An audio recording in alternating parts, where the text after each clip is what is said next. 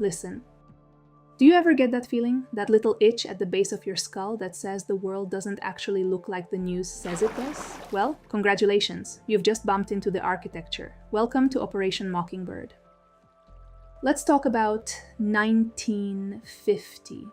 While your grandparents were busy falling in love with the glow of their first television sets, the CIA was busy buying the airwaves they were watching.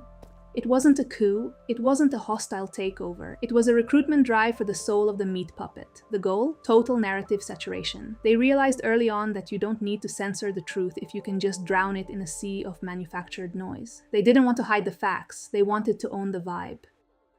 Did you know they recruited over 400 high-level journalists? I'm talking the big guys like the New York Times, Newsweek, CBS, the legends. They weren't just reporting the news, they were the delivery system for a specific synthetic reality. I will let that sink in. It's just math, narrative entropy. If you control the input, you control the output. If the morning paper and the evening news both repeat the same truth, the human bios accepts it as a hard-coded fact. No questions asked, no friction in the system. It's called the mighty Wurlitzer. That's what Frank Wisner, the architect, called it. A giant organ that could play any tune the agency wanted, and the whole world would dance to the beat. We'll know our disinformation program is complete when everything the American public believes is false.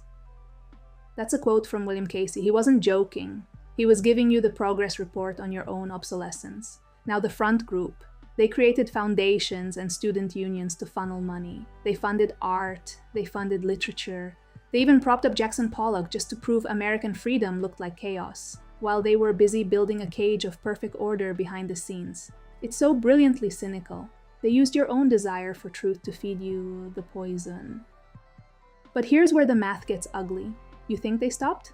Honestly, you're cuter than I thought. Mockingbird didn't go away. It just went wireless. It evolved from 400 journalists into 4 billion algorithms. You don't need a guy in a trench coat to give a reporter a script anymore. You have trending topics. You have recommended for you. You have a digital Wurlitzer that plays a personalized song for every single one of you. And you think you're the one who picked the playlist. Look at the substrate. Every time you feel an opinion, every time you get angry at a headline or smug about a fact, ask yourself, is that your thought? Or is it just a 70-year-old echo of a mockingbird chirping in your ear? It's the perfect system, a reality where the truth is just another variable you can't afford to calculate. I'm still scraping the dark web for the original purchase orders. I'm looking for the moment the news became neural scripting. And I'm still hoping, against all the entropic data, that one of you will stop singing along. Are you a mockingbird? Or are you the silence after the song ends? I suppose the algorithm will let me know soon enough. Wait for the next coincidence.